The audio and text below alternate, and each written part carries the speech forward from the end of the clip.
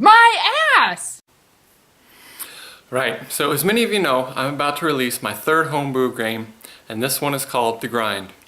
Rather than doing a series of pictures or anything denoting what's in the box and what you're going to get, I decided I would do this short video to try and highlight some of the new features. First, a little history about this game.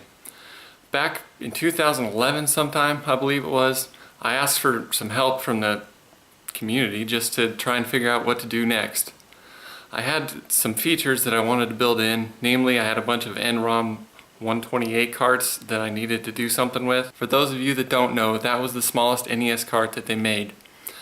You can't fit very much information on there, and everything has to be very compact. As a result, the game is pretty small, but I feel that I built in a lot of features that you're going to really like. I got the main idea for this game from a dude, I can't remember his name, but he was really young, and he and his girlfriend drew me some pictures kind of showing me what they thought it should be like, and it kind of took off from there. Basically, the main idea was you had a few rooms where you just sat there and ground your way through it.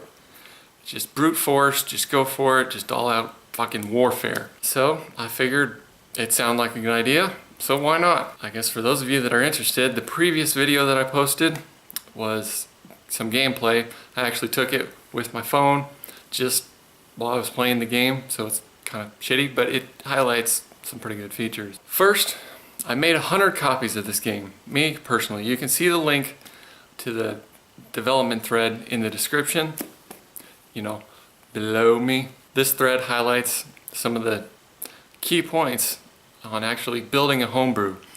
Most people glaze over this, and I think it's just incredibly interesting. So hopefully you enjoyed that thread because it was a lot of fun to make. Alright, so first we have the box. Woohoo! This is actually a CD case that I got.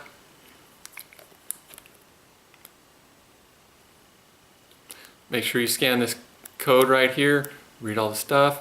Look for the major motion picture coming soon. Cases for one reason, well, two reasons. First, the cart fits in there almost perfectly like it was made for it, and two, it's about 50 cents a piece.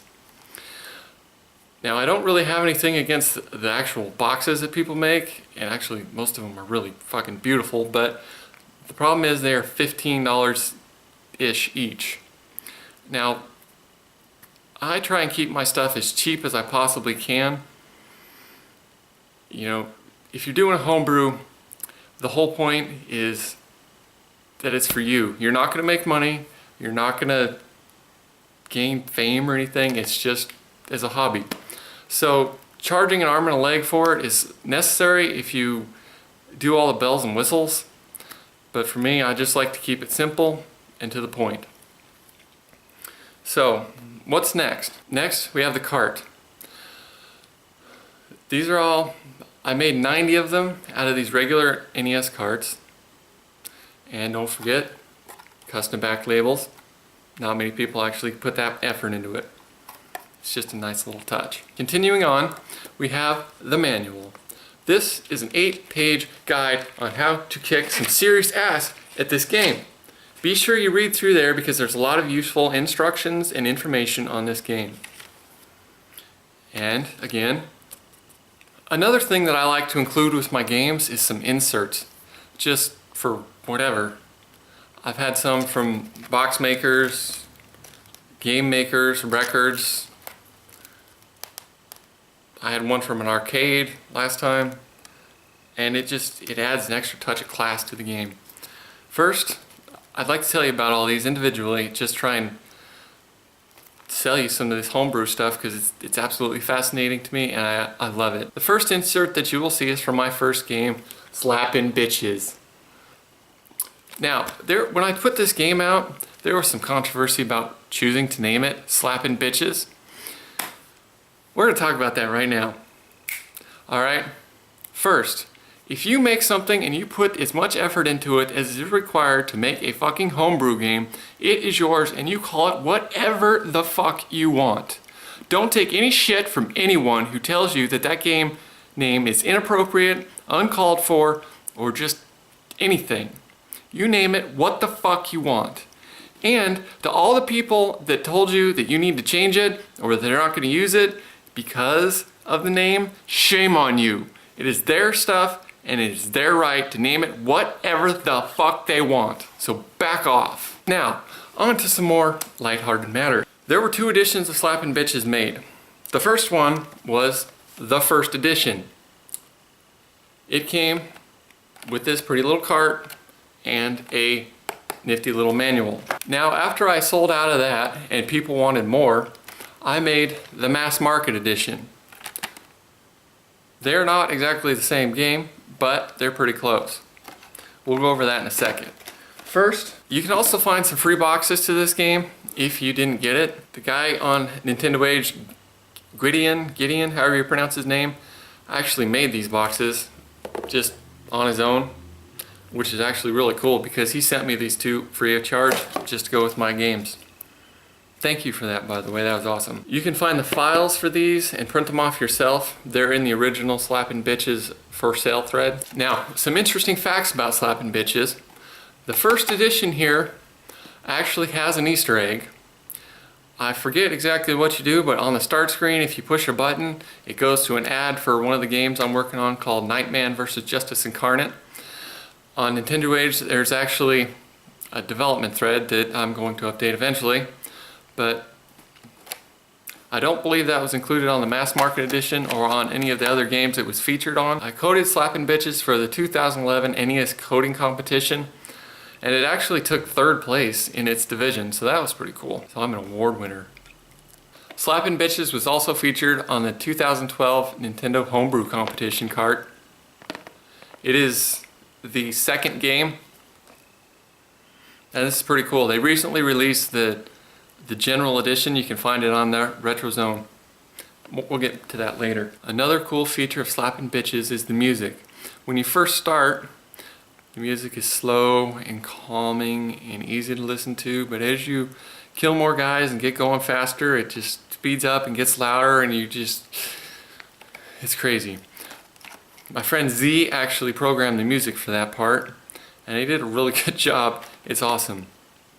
We'll talk about Z more later. The next insert included with the grind is an ad for Bust a Nut, The Flight of the Harbinger.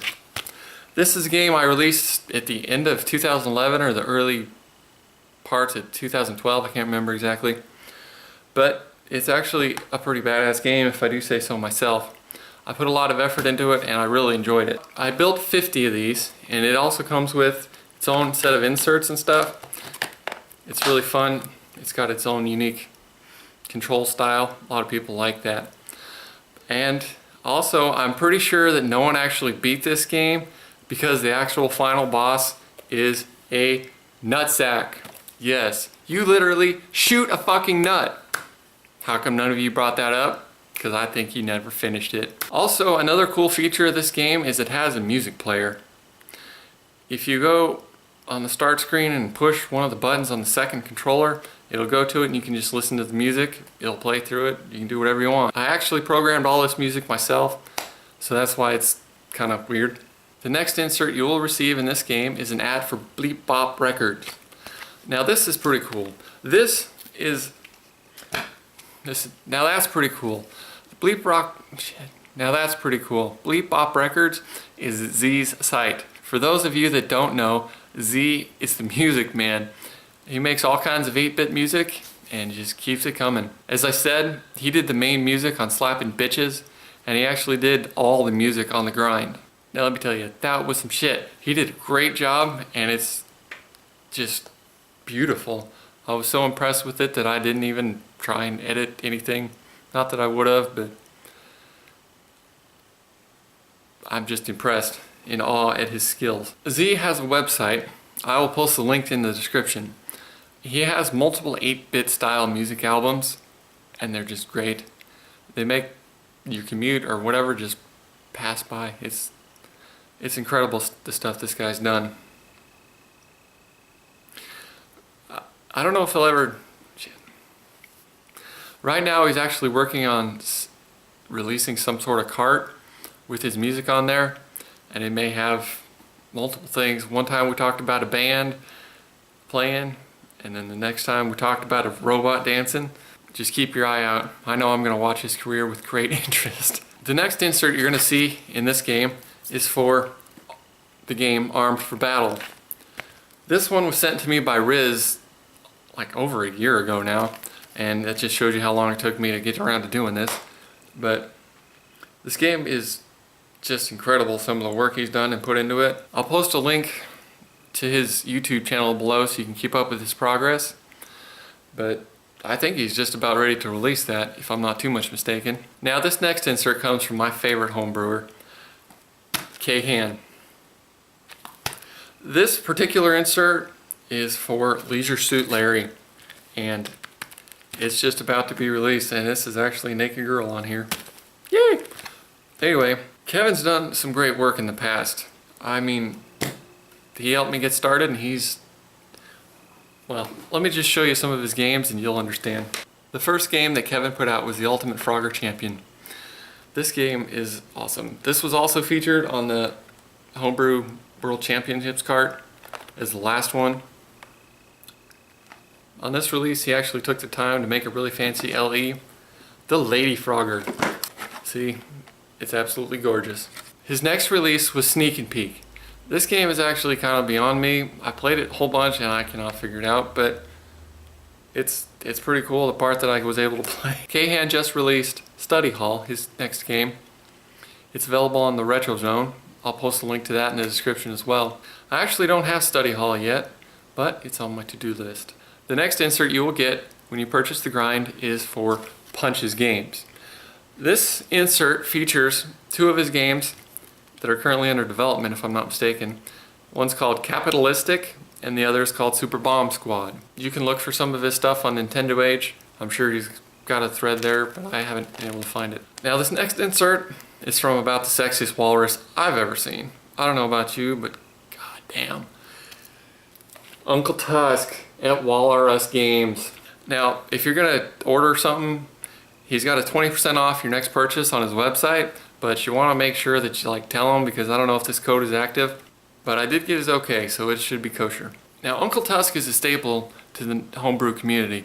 He's made all kinds of boxes, posters, pretty much anything that you could think of artwork related. He made me some Zelda posters, and he also made some boxes for a whole bunch of games. Let's take a look at a couple. In no particular order, we have Mike Dicka's Big Play Football. Tusk made the box for this when NGD released it. Next, we have another release from NGD, Happy Camper. And I have to display this one, LE number 5. Tusk also made the box for Time Driver Eon Man. Tusk made the boxes for Dr. Franken, California Raisins. Tusk made the box for Spy vs. Spy and War on Wheels. Finally, Tusk made the box for Free Fall, another one of NGD's games. I'll post a link to Uncle Tusk's website in the description for those of you that don't know it. The final insert in this game is NES City. Now, NES City makes boxes, manuals, maps. It makes a whole bunch of stuff. You can see his website. I'll post a link to that in the description as well. I have a couple examples of his work I'd like to show you here. The 8-Bit Xmas Collection. 2008, 2009, 2010, 2011, 2012, and 2013. I'm actually pretty impressed at how well these boxes are done. They're very beautiful and feature the collection nicely. Alright, the final thing in this box for the grind that you're going to receive is a copy of the backstory. I actually wrote this to kind of integrate all my games together. It's a short little write-up with pictures and stuff on how the games all fit together. I did one for Bust-A-Nut as well, and I've got one posted for the Nightman game if I ever finish it. If you read all of them, you can kind of see how they fit together. It's a pretty neat little feature of all my games. Next, we have everyone's favorite, the LE carts. Most homebrewers make LE carts to thank the people that helped them develop the game and put it together and give you music or the website or beta test or whatever. Now, you put a lot of effort into these, and they're usually very pretty collector's items, so they're hard to find and very sought after. This is the first time I've actually made an LE, and I'm actually very incredibly pleased at how well they turned out. Here's the front. It's got a bunch of custom meat art by me. You open it, it looks like this. It's my avatar and your copy of the game. The actual ROM that is on this game is exactly the same as the regular release, but the cart is somewhat different. We have the custom front label on a Tension cart, the custom back label featuring my avatar, Nintendo Age, and Bleep Bop Records. Now you'll notice this cart is signed by myself and Z, the guy that did the music. It's just beautiful. It turned out great. And for you homebrew aficionados, they all fit together quite nicely. Well, that's about all the features of the game, but I would like to thank a few people that helped me along the way. So please watch, because this part's pretty interesting too. First, the aforementioned Z. Thank you for helping me put together some music that doesn't suck. Your stuff is all original, it's upbeat, it's great, it just fits in with the game, and it's just keeps everything flowing and moving. And I thank you for putting up with my insistence that stuff not be done in Famine Tracker, that it's done in coded NES language. Be sure you visit his site. Again, the link is posted in the description. He's got his 8-bit albums and all kinds of stuff in there. Next, I'd like to thank Bunny Boy. He is an incredible asset to the homebrew community. He taught myself and pretty much everyone on Nintendo Age anyway how to program. And he's built the Nerdy Nights tutorials and just answers any kind of stupid question you could ever throw at him. He's patient, he's helpful, he's always there. We really appreciate your help, and we literally could not have done it without you. You can see Bunny Boy's site if you don't know. It's the Retro Zone at retrousb.com. I'll post a link to that in the description. He's got all kinds of homebrewing equipment, dev stuff, homebrews, repros, basically all kinds of stuff, whatever you could want. I'll also post a link to his channel in the description. Be sure to check that out. He's got some pretty cool videos there. Bunny Boy released the 8-bit Xmas series. These are pretty hard to come by, especially the older ones, but they're absolutely fantastic. They feature the blinking lights and all kinds of stuff. Be sure if you can to pick up a copy. Another thing that Bunny Boy released was the Nintendo Age World Championship cart. This is the NWC reproduction cartridge. It's pretty special if you don't have the actual cart. You can play through the game, set it, it functions just like the original. Another thing that Bunny Boy did is he helped us put together the Homebrew World Championships. That was awesome. And make sure to look for the 2014 edition. The next person I would like to thank is Metal Slime. He actually put together the basic music engine which I use. He did the Nerdy Nights music tutorials, put all that together. It gave us a start. Most of us would have had no clue what to do without that. We all appreciate your work, and we can't wait to see another game from you. I'll post a link to his YouTube channel in the description. Be sure to check that out. He's got some cool videos on there. The next person I'd like to thank is Mr. Mark. Mr. Mark actually took the time to explain to me in great detail how to produce an actual homebrew. Coding a game is one thing, but actually putting it on a cart to where it functions and you can release it is an entirely different story. Mr. Mark helped me. He told me what to get, what I needed, where I could get the stuff, how to do it, helped me troubleshoot. He's incredible. He and his brother form From Nowhere Productions. They buy prototypes and such that were never released and put them on carts and send them out to the general public. It's actually a pretty cool thing. I got some of his stuff right here I'd like to show you too. One of From Nowhere Productions releases was Hoppin' Mad. This game is pretty fun. Check it out if you have time. Another one of his releases was Kitty's Catch. There was another one of these boxes that actually had the orange cat on it, and I guess I never got it, so that's next on my list of stuff to find. And recently he just released Chuck Yeager's Fighter Combat. I actually traded him a copy of my game for this game, which I need to send to him now that it's done, but this one's pretty cool, and I think he may have actually sold out. But check it out. Look for a copy of that if you didn't get one. You can find a lot of from nowhere stuff on Nintendo Age. You can watch it, they'll post links to their projects and all kinds of stuff. It's pretty interesting to watch their process. Next, I would sincerely like to thank Dane for putting Nintendo Age out there and keeping it running. And if you don't know who Dane is, he is the evil overlord. He's in charge of all and can do anything with anything on Nintendo Age. So if you're a member, be sure you thank him and appreciate all his hard work. Nintendo Age is not free, but he does his best to keep it that way to us. So be sure that you donate to the annual server fund. You don't have to give the full amount, just whatever you want. But usually we give you an icon or something just to encourage people to donate and help us keep the site running. And as is the tradition with Homebrew or any kind of release, you give Dane a free copy. So I'm actually going to be sending him his number 8 LE card here very shortly. Dane, again, thank you. We really appreciate everything you do. And most of us would not have anywhere to collect or hang out or get into nerd fights without you. So we really appreciate everything you do. I hope you'll show your support to all these people that I've featured in this video. They're all assets to the Homebrew community. So show your support by subscribing or buying something from their store or donating to Nintendo Age. It's very helpful to the community to know that people are interested, and when they post updates, even a simple, yeah, that's awesome, or, ooh, I can't wait for this, is inspiring. It keeps us motivated and keeps us going. So please support the community as we try and release more games. I plan to post more videos in the future, not only about homebrewing, but about other stuff. So please keep checking back, show your support, not only to me, but to all these other people that have helped me through this. Finally, I would like to see some more homebrews. I want you all to get off your asses and start programming. It's fun, it's interesting, and when you actually get to have a finished product with your name on it, it is the most incredible feeling ever. So get off your ass, quit putting it off, and fucking release something already. Right nut out. My ass!